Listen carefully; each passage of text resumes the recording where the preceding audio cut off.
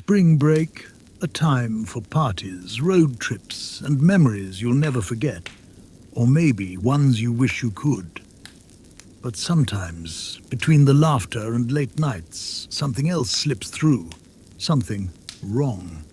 Maybe it's a figure watching from the shadows, a voice whispering your name when no one's there, or a place that shouldn't exist. Some experiences can't be explained. Some stories don't have endings. These are the real, unsettling encounters of people who went on spring break and came back different. So turn off the lights, put on your headphones, and listen closely. Because sometimes the scariest things don't happen in nightmares. They happen when you're awake.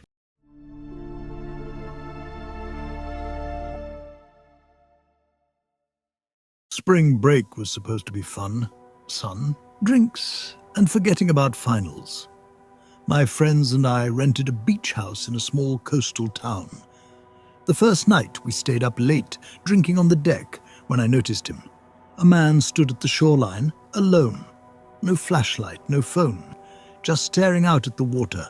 Something about the way he stood, too still, too rigid, made me uneasy. After a while, I nudged my friend Jason. "Hey, you see that guy?" Jason squinted. "Who?" I pointed, but he was gone. Just gone. No footprints leading away, nothing. I laughed it off, blaming the beer. The next night, around 2 a.m., I woke up to use the bathroom. On my way back, I glanced out the window. He was there again. Same place, same stance. This time, I didn't blink. I kept my eyes on him as I stepped onto the deck. My heart pounded. The moon was bright, casting a silver glow on the sand, and he was still just standing there. I called out, "Hey, you okay?" No response. I took a step forward. The second my foot hit the sand, he vanished. No movement, no sound. Just gone. I didn't sleep that night. The next morning, I mentioned it to the owner of the rental house when she stopped by to check on something. Her face went pale.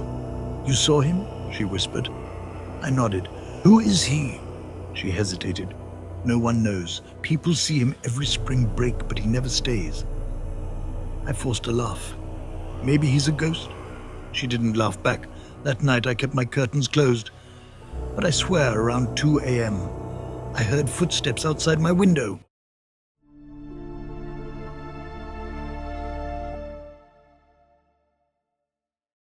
We were road tripping for spring break. 5 of us in my friend's minivan, switching drivers every few hours.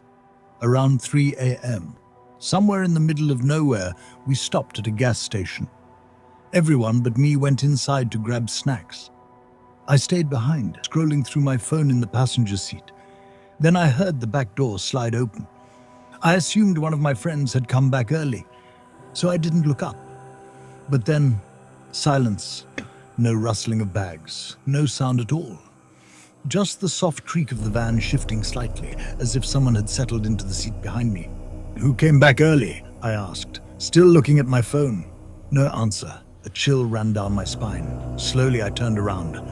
No one was there. The van was empty. I jumped out so fast I nearly tripped.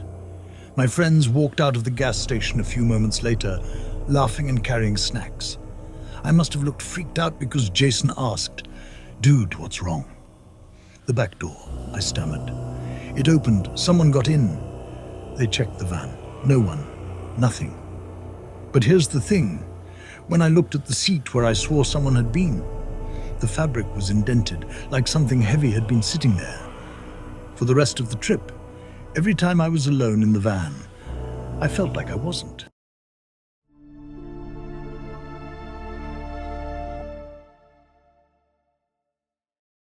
The motel was cheap, sketchy, but it was all we could afford for spring break. We got 2 rooms, but I swear, when we checked in, I saw 3 doors. Room 12, room 13, and a door between them. No number, no sign, just a plain wooden door. That first night I woke up to the sound of whispering, faint, almost like static. It was coming from that door. I shook my friend awake. "Dude, do you hear that?" he groaned. "Go back to sleep." The next morning I asked the guy at the front desk, "Hey, what's that door between 12 and 13? He frowned. What door? I laughed nervously. The one between our rooms. The plain wooden one. He shook his head. There's no door there. That night, the whispering came back. Louder, insistent. I crept toward the door and pressed my ear against it. Come in, a voice whispered. I bolted back to my bed, hid under the covers, and didn't move until sunrise. The next day, when we were leaving, I glanced back one last time. The door was gone. Just smooth, uninterrupted wall between rooms 12 and 13. I still dream about that voice. And sometimes, when I wake up in the middle of the night, I swear I hear it whispering again.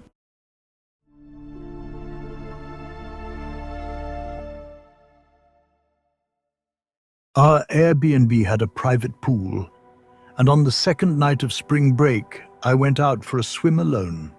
It was around midnight, the water was still, and the only sound was the occasional rustle of wind. Then I saw her. A girl was floating at the far end of the pool, face up, eyes wide open. But she wasn't moving. No ripples, no sound. I gasped and scrambled out of the water, dripping wet as I backed away. My friends were inside, watching a movie, oblivious. I looked back. She was gone. No splash, no disturbance, just empty water. I barely slept that night. The next morning, I asked our host about it. He hesitated before saying, "People sometimes see things in the pool." That night, I refused to go near it. But around 2 a.m., I woke up, heart racing, feeling watched. My window faced the pool, and through the glass I saw her standing there, staring at me.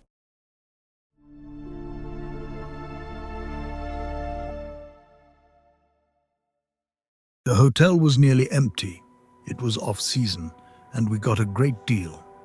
The hallways were eerily quiet, the kind of silence that makes you feel like you're the only person alive. One night, I left my room to grab ice.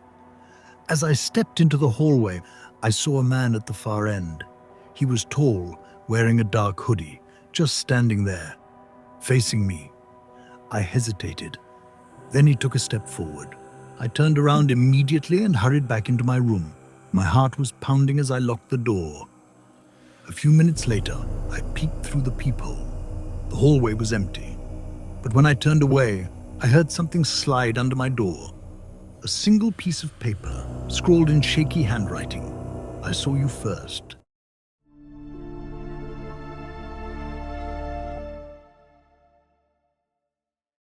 We took a wrong turn while driving along the coast and ended up on a deserted stretch of beach. The sand was dark, the waves too quiet. It felt wrong. But we were tired, so we set up a small fire and decided to hang out for a bit. Then, out of nowhere, my friend Mike asked, "Where are the stars?" We looked up. The sky was pitch black. No stars, no moon, just nothing. A strange hum filled the air. My chest tightened. The air felt thick, heavy. Panic set in. We need to go. Now. We sprinted back to the car. The second we crossed onto the main road, the stars were back. The moon was shining. Everything was normal. We checked maps later. That beach doesn't exist.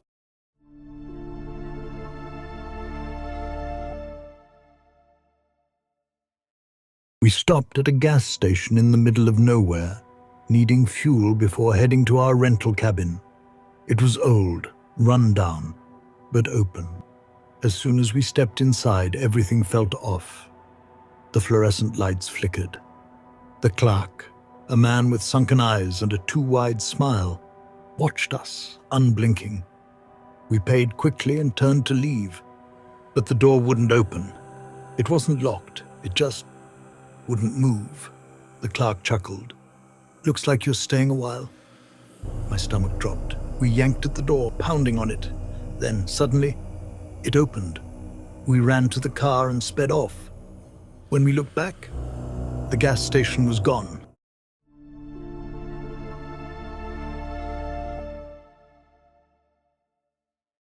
We checked into room 309. It was basic but fine. We unpacked, showered, and left for dinner. When we came back, the keycard didn't work. Frustrated, we went to the front desk. The clerk frowned. Room 309. We nodded. He turned his screen toward us. That room isn't booked. It's been empty for months, we insisted. He sent security to check. They unlocked the door. It was empty. No furniture, no signs anyone had ever stayed there. Just an abandoned room covered in dust. Our bags, our clothes, gone. We checked out immediately. I still have no idea where we slept that night.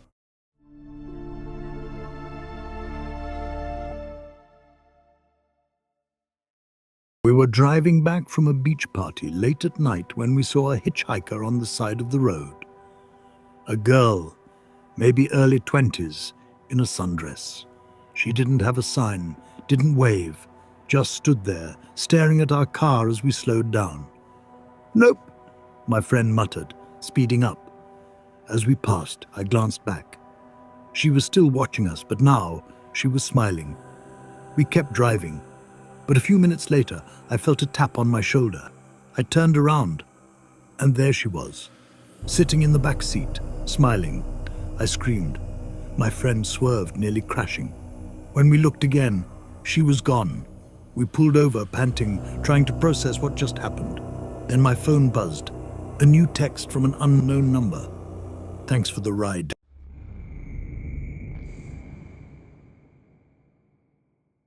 Thanks for watching, and for making it all the way to the end. Hopefully these stories were just that, stories. But if you've ever had a strange or unsettling experience of your own, let us know in the comments. And if you enjoyed this video, don't forget to like, subscribe, and hit the bell icon, because you never know what other terrifying tales might be lurking just around the corner. Until next time, stay safe, and stay aware. You never know who or what might be watching.